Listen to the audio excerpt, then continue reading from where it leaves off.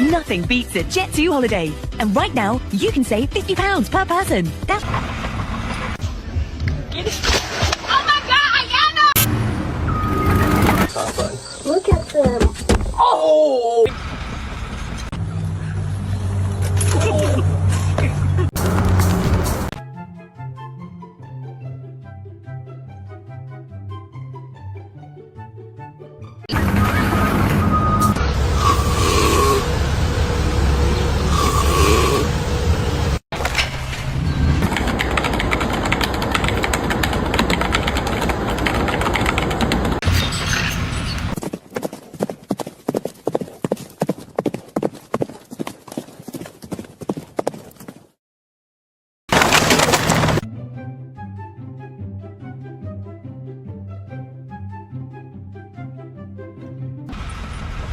Yeah.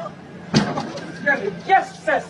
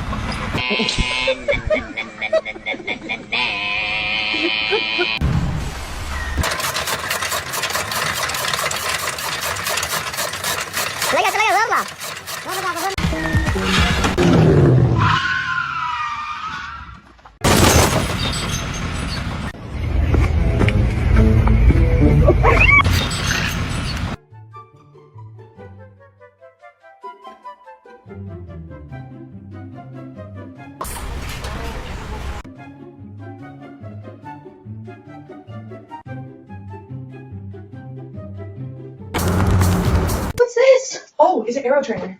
What?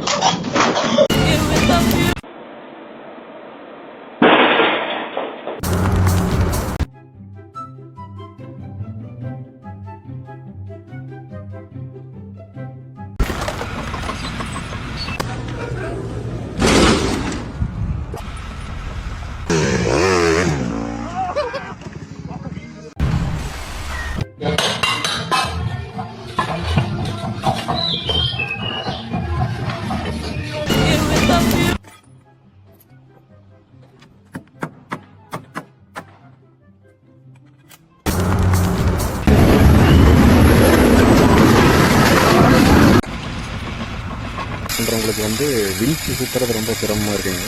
இப்போ நீங்கள் பார்த்துட்டு இருக்கிறது வந்து இந்த மிஷின் யூஸ்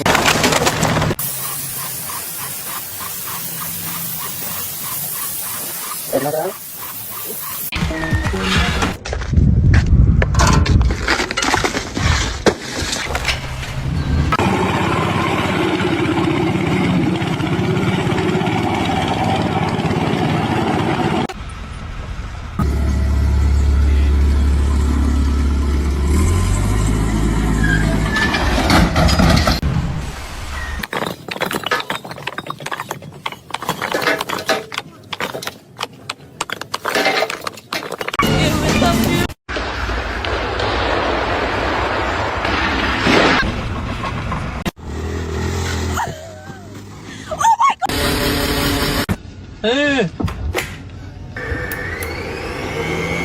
Tecnologia! Tecnologia!